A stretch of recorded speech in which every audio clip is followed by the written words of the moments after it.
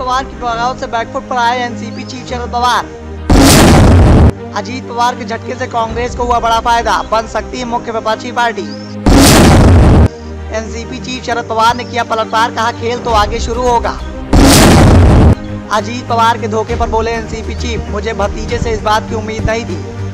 महाराष्ट्र में दिन ब दिन सियासी समीकरण तेजी से बदलते जा रहे हैं, तो वहीं जुबानी हमलों की शुरुआत भी हो चुकी है। एक तरफ एनसीपी से बगावत करने के बाद अजीत पवार ने इस बात का दावा किया कि उनकी बातचीत पहले ही चाचा शरद पवार से हो चुकी थी, तो दूसरी तरफ एनसीपी में हुई बड़ी बगावत को लेकर जब एनसीपी चीफ शरद पवार से बातचीत की गई तो उन्होंने भतीजे के दावे को सिरे से खारिज कर दिया।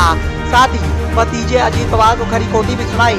हालांकि उन्होंने पीएम नरेंद्र मोदी का धन्यवाद किया, लेकिन साथ ही इशारों में ये भी कह दिया कि खेल तो अभी शुरू हुआ है, खेला तो तब होगा जब हमारे द्वारा खेल को खेला जाएगा।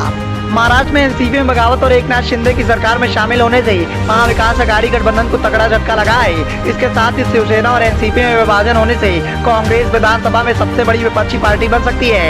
एनसीपी के द्वारा जितेंद्र आव्हाड को नया नेता प्रतिपक्ष चुना गया है। महाराष्ट्र विधानसभा में कुल 288 सीटें हैं। किसी भी पार्टी को बहुमत हासिल करने के लिए 145 सीटों पर जीतने की जरूरत होती है। अजीत पवार की एनसीपी से बगावत के बाद विधानसभा में सीटों की संख्या बदल गई है। सबसे बड़ी विपक्षी पार्टी होने के बाद विधानसभा में नेता विपक्ष का पद एनसीपी के पास था। अजीत पवार खुद ही नेता विपक्ष थे।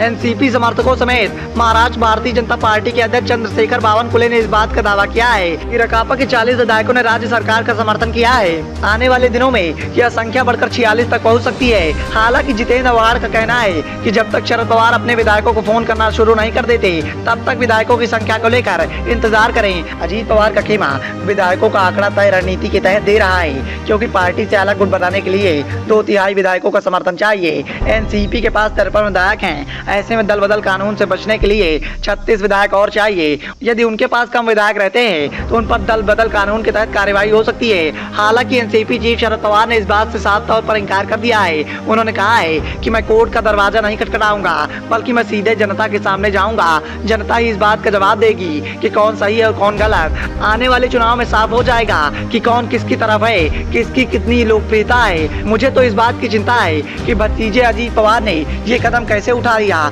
और उनका भविष्य कहाँ जाएगा। लेकिन जो खेल अजीत पवार के द्वारा शुरू किया गया है उस खेल को आगे निभाना हमारी पूरी जिम्मेदारी होगी।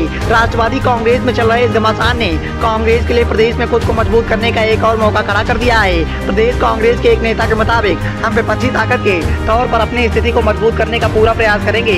अजीत पवार के फैसले का असर आने वाले दिनों में महाराष्ट्र की राजनीति में पड़ने की संभावनाएं जताई जा रही है। लेकिन एनसीपी में जिस तरह से अजीत पवार के द्वारा बगावत की गई उसने एनसीपी चीफ शरद पवार के साथ साथ पूरी पार्टी को बैकफुट पर धकेल दिया है। अब देखना यह होगा कि राजनीति के चाणक्य कहे जाने वाले एनसीपी चीफ शरद पवार इसका कैसे जवाब देंगे। Bureau report, sunrise of India.